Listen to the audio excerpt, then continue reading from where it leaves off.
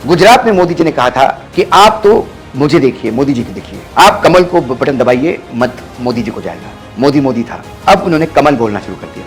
हमारा नेता भी कमल, हमारा उम्मीदवार भी कमल, भाजपा भी कमल और मैं भी कमल। क्योंकि वो जान गए कि इन 5 राज्यों में अब चुनाव जीतना मुश्किल है। क्योंकि लोग फिर पूछते हैं, मोदी जी की गारंटी तो 15 लाख की भी थी, मोदी जी की गारंटी 5 करोड़ जॉब की भी थी, मोदी जी की गारंटी 100 दिन में महंगाई कम करने की थी, मोदी जी की गारंटी 50 दिनों में नोटबंदी के बाद स्थिति सामान्य होने की थी, मोदी जी की काले धन की थी, मोदी जी की गारंटी तो किसान की आय दुगनी करने की भी थी, मोदी जी की गारंटी तो गारंटी आ जाती तो मोदी जी को समझ में आ गया, बहुत सारी गारंटी दी थी अपन ने, ये वारंटी भी साबित नहीं हुई।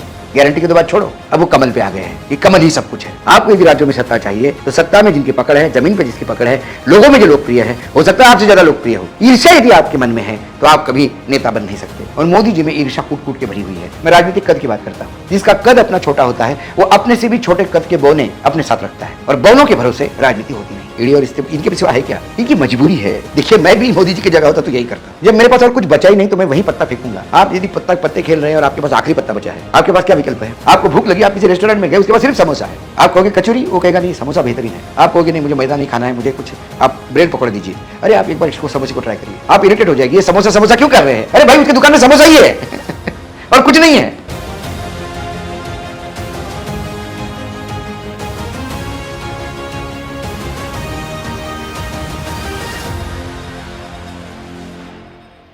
दोस्तों नमस्कार, स्वागत है आपका फिर एक बार देशनीति के खास कार्यक्रम वीकेंड विद वानखेड़े में। 2024 चुनाव सामने हैं और अब बस 2024 चुनाव की ही बात होगी, क्योंकि 2024 चुनाव में वो 2014 वाला लहर नहीं है। अब लहर है तो एंटी इनकम्बेंसी है, मोदी विरोधी लहर है। और अब 2024 चुनाव से पहले विपक्ष के साथ साथ प्रेस की आजादी को भी खत्म करने की कोशिश हो रही है। तो वहीं 5 राज्य में सामने विधानसभा चुनाव है और हर जगह पर बस मोदी जी अपने नाम पर वोट मांगते हुए दिखाई दे रहे हैं। यानी 5 राज्य में कहीं पर भी कोई बूथ नजर नहीं आ रहे हैं, सिर्फ और सिर्फ मोदी जी नजर आ रहे हैं। तो सवाल यह भी उठ रहा है कि क्या बीजेपी कमजोर हो रही है या इंडिया अलायंस और कांग्रेस मजबूत हो रहा है? इन तमाम मुद्दों पर चर्चा करने के लिए हमारे साथ फिर एक बार मौजूद हैं जाने माने पत्रकार, वरिष्ठ पत्रकार अशोक वानखेड़े। बहुत बहुत स्वागत है सर हमारे साथ जुड़ने के लिए। अभी सामने 5 राज्य में चुनाव है और सभी राज्य में हम देख रहे हैं कि मोदी जी के पास सिर्फ मोदी जी नजर आ रहे हैं। मोदी जी सिर्फ भारतीय जनता पार्टी से भी ज्यादा कह रहे हैं कि मोदी गारंटी है और आप उसी को देखते हुए वोट कीजिए। क्या सभी राज्य में संगठन खत्म हो चुका है कि सिर्फ मोदी जी अपने नाम का ही महिमा मंडन करते हुए नजर आ रहे हैं?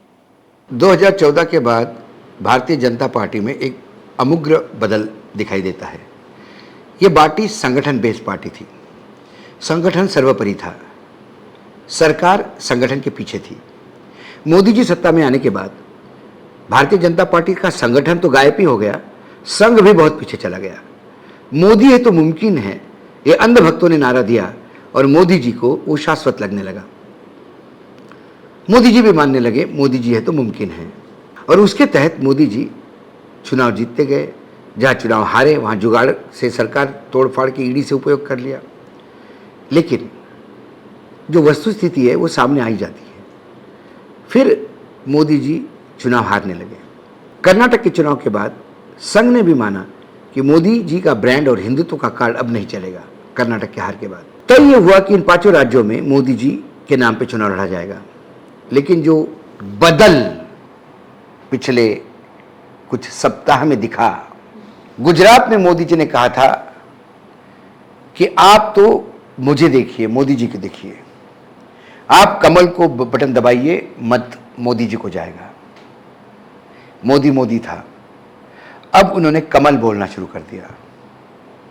हमारा नेता भी कमल, हमारा उम्मीदवार भी कमल, भाजपा भी कमल और मैं भी कमल। क्योंकि वो जान गए कि इन 5 राज्यों में अब चुनाव जीतना मुश्किल है। तो ये हार का ठिकरा डायरेक्ट मोदी पे आने के बजाय कमल पे जाए, ज्यादा अच्छा है। तो पिछले 2 सप्ताह से वो मोदी की जगह कमल बोल रहे हैं। ये जो गारंटी की बात की थी वो उन्होंने की थी कि मैं मोदी की गारंटी है, ये राजस्थान में कहा था। अब वो गारंटी से भी हट गए हैं, क्योंकि लोग फिर पूछते हैं मोदी जी की गारंटी तो 15 लाख की भी थी, मोदी जी की गारंटी 5 करोड़ जॉब की भी थी। मोदी जी की गारंटी 100 दिन में महंगाई कम करने की थी। मोदी जी की गारंटी 50 दिनों में नोटबंदी के बाद स्थिति सामान्य होने की थी। मोदी जी की काले धन की थी। मोदी जी की गारंटी तो किसान की आय दुगनी करने की भी थी। मोदी जी की गारंटी जो गारंटी आ जाती तो मोदी जी को समझ में आ गया, बहुत सारी गारंटी दी थी अपन ने, ये वारंटी भी साबित नहीं हुई। गारंटी के तो बात छोड़ो, अब वो कमल पे आ गए हैं कि कमल ही सब कुछ है, कमल ही सब कुछ है। मोदी जी आएंगे, मोदी जी जाएंगे। राजनीतिक दल के उम्र बड़ी होती है, नेताओं की उम्र उस बहुत कम होती है। नेता आते हैं जाते हैं, आते हैं जाते हैं, राजनीतिक दल वही चलता है। कांग्रेस सबसे पुरानी पार्टी है इस देश में। एन बेसेंट से टाइम से लेके कितने नेता आए और कितने गए, नाम तक आज के पीढ़ी को पूछो तो नाम तक मालूम नहीं हुआ कौन कौन अध्यक्ष रहे हैं कांग्रेस के। लेकिन हमने इंदिरा गांधी के समय से भी देखा तो कितने लोग आए और कितने लोग गए। राव साहब भी आ गए, मनमोहन सिंह भी आ गए, अब खड़गे है, अब कल कोई और होगा, कोई और होगा। पार्टी वही चल रही है, पंजा वही चल रहा है। पार्टी के चुनाव चिन्ह में भी बदलाव होते हैं। मैंने पहले वो बैल जोड़ी थी, फिर उसके बाद पंजा आ गया, उसके पहले भी एक सिंबल था कांग्रेस का। तो ये बदलाव लगातार होता है, लेकिन किसी को ये लगा मैं ही सब कुछ हूँ। ये मुझे लगता है कर्नाटक के हार के बाद मोदी जी ने सबक सीख लिया है, और इन 5 राज्यों के जो रिपोर्ट्स आ रहे हैं वो इतने भयावह है कि लगातार 8 राज्यों की हार बीजेपी को 2024 की जो उनकी प्लानिंग है उसको फिर से रीवर्क करना पड़ेगा। हिंदू मुसलमान के सिवा इनके पास कुछ बचा नहीं है। लेकिन हिंदू मुसलमान चलेगा कब तक? जातीय जनगणना ने अब हिंदू मुसलमान को बहुत पीछे छोड़ दिया है। जो बिहार का सर्वे आया उसने पैराडाइम शिफ्ट किया है पूरे राजनीति का। छत्तीसगढ़ में तो भारतीय जनता पार्टी है ही नहीं, रमन सिंह का कोई वजूद अब बचा हुआ नहीं है। अगर मध्य प्रदेश की बात करें तो मोदी जी शिवराज सिंह चौहान का नाम तक नहीं ले रहे हैं। वसुंधरा राजे को खुले मंच पर जो है पूरी तरह से मोदी जी इग्नोर करते हुए नजर आ रहे हैं। तो क्या भारतीय जनता पार्टी ओवरऑल कमजोर हो रही है, और या फिर इंडिया अलायंस आगे चल के मजबूत होने जा रहा है? भारतीय जनता पार्टी निहायत कमजोर हो गई है। कोई भी राजनीतिक दल का बेस उसका कार्यकर्ता और क्षेत्रीय क्षत्रप होते हैं। यदि क्षेत्रीय क्षत्रपों को आपने गुलाम समझने लगे और रबर स्टैम्प रखने लगे, जिसकी जमीन नहीं है उसको नेता मानने लगे, तो फिर आपके हाथ में झुंझुना आ जाएगा।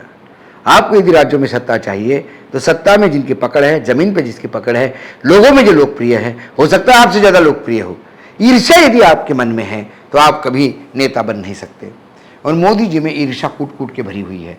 उन्हें वसुंधरा से प्रॉब्लम है, उन्हें येदुरप्पा से प्रॉब्लम है, उन्हें सोनवाल से प्रॉब्लम है आसाम के, उन्हें दास बाबू से प्रॉब्लम है झारखंड के, उन्हें सुशील कुमार मोदी से प्रॉब्लम है, उन्हें गडकरी से प्रॉब्लम है, उन्हें प्रॉब्लम राजनाथ से है, उन्हें जो भी कद्दावर नेता हैं उनसे प्रॉब्लम है। क्योंकि मुझे लगता है कि जिसका खुद का कद अपना छोटा होता है, मैं राजनीतिक कद की बात करता हूँ, जिसका कद अपना छोटा होता है वो अपने से भी छोटे कद के बौने अपने साथ रखता है, और बौनों के भरोसे राजनीति होती नहीं। आप एक बार सत्ता में आइए, एक बौनों की फौज खड़ी कर दीजिए और सब चल जाएगा।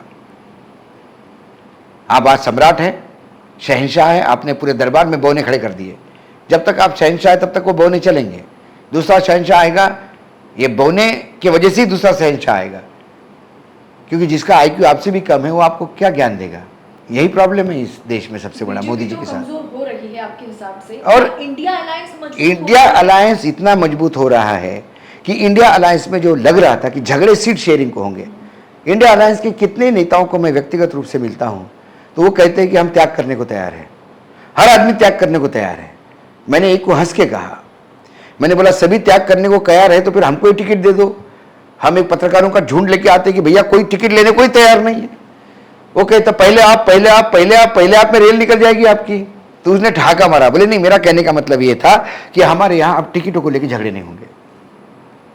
यदि हमने कहा कि ये टिकट सब त्याग करने के लिए तैयार है, बस 1 to 1 मार्किंग होनी चाहिए और इकट्ठा चुनाव लड़ना चाहिए। मेरा आखिरी सवाल यही रहेगा, क्या यही वजह है कि अभिषेक बनर्जी, हेमंत सोरेन और तमाम जो नाम आप गिनाए, भूपेश बघेल और स्टालिन की बात कर ले, ये जितने भी विपक्षी नेता खासकर इकट्ठा हो रहे हैं। अरविंद केजरीवाल, कभी तो किसी ने सोचा भी नहीं कि आम आदमी पार्टी और कांग्रेस भी एक साथ गठबंधन में आ सकती है, और आया भी। क्या यही वजह है कि इस अलायंस को तोड़ने के लिए ही 2024 चुनाव से पहले ईडी और सीबीआई का भरपूर इस्तेमाल किया जाएगा? बिल्कुल किया जाएगा। ईडी और इनके पिछवा है क्या? इनकी मजबूरी है। देखिए, मैं भी मोदी जी की जगह होता तो यही करता। जब मेरे पास और कुछ बचा ही नहीं तो मैं वही पत्ता फेंकूंगा।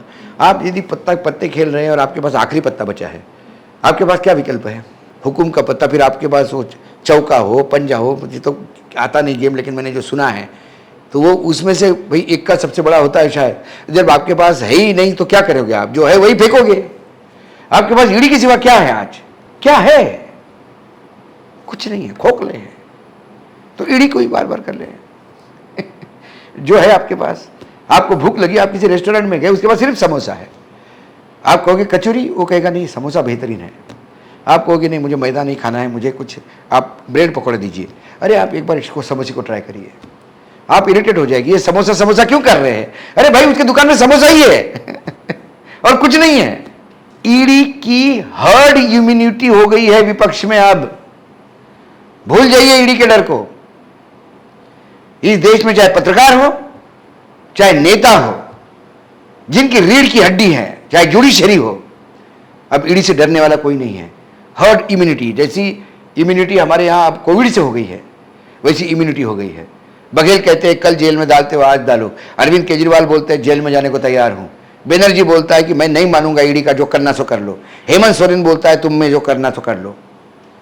लालू यादव तो ऑलरेडी जेल में अंदर बाहर होते रहते हैं। शरद पवार भी जेल में जाने को तैयार है। ठाकरे फैमिली भी जेल में जाने को तैयार है, क्योंकि ये लोग जान चुके हैं कि वर्तमान में इस देश का जनमानस, मतदाता ये समझने लगा है कि ईडी ने किसी को अंदर कर दिया, इसका मतलब ये मोदी जी के लिए थ्रेट हो गया।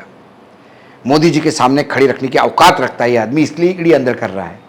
अब ईडी और भ्रष्टाचार ये साथ में बिल्कुल नहीं जा रहे हैं, क्योंकि ईडी के भ्रष्टाचारी यदि मोदी जी के यहाँ मंत्री है तो फिर भ्रष्टाचार का कोई बात ही नहीं करते। तो जो लोग जेल में जा रहे हैं उनका कद ऊपर हो रहा है। आम आदमी पार्टी के मुझे किसी एक नेता ने कहा कि संजय सिंह से कहीं ना कहीं अंदर नाराज थे केजरीवाल। उनको लग रहा था कि संजय सिंह का कद बहुत बड़ा हो रहा है। तो हमको लग रहा था कि संजय सिंह को शायद अब राज्यसभा रिपीट भी नहीं होगी। संजय सिंह एक बार जेल गए, अब संजय सिंह की राज्यसभा पक्की। यह होता है कद बढ़ना। लोग बड़े हीरो बन के निकलते हैं। मतलब यही ईडी की कार्रवाई 24 चुनाव में मोदी जी को उल्टा पड़ने वाला है। 100%, इनमें कोई दो मत नहीं। नतीजा आएंगे, आप भी रहेंगे, हम भी रहेंगे। बहुत बहुत शुक्रिया सर हमारे साथ जुड़ने के लिए। तो अशोक वानखेड़े के मुताबिक हमारी जो जांच एजेंसियां हैं, ईडी और सीबीआई, वो निष्पक्ष होकर तो बिल्कुल काम नहीं कर रही है। और साथ ही साथ उन्होंने यह भी कहा कि जिस तरह से सरकार ईडी और सीबीआई का इस्तेमाल कर रही है, 2024 चुनाव में मोदी जी को इसका खामियाजा भुगतना होगा। ये मोदी जी के लिए कहीं ना कहीं महंगा पड़ जाएगा। आपको क्या लगता है? आप अपनी राय कमेंट कर हमारे साथ जरूर शेयर कीजिएगा। बाकी मैं बार बार आपसे अपील करती हूं कि आजाद मीडिया का भरपूर साथ दे। जहां सरकार हर एक बुलंद आवाज को दबाने की कोशिश कर रही है, कुचलने की कोशिश कर रही है, वहां देश नीति निष्पक्ष होकर अपना बात जो है आपके आगे रखता है और तमाम जनहित के मुद्दों से आपको रूबरू कराता है। तो इसलिए आप देश नीति का भरपूर साथ दें, देश नीति को सपोर्ट कीजिए और चैनल को अगर अभी तक सब्सक्राइब नहीं किया है तो चैनल को सब्सक्राइब करें। ये एपिसोड आपको कैसा लगा वो भी कमेंट बॉक्स में हमें जरूर बताएं। बहुत बहुत शुक्रिया। जय हिंद, जय भारत।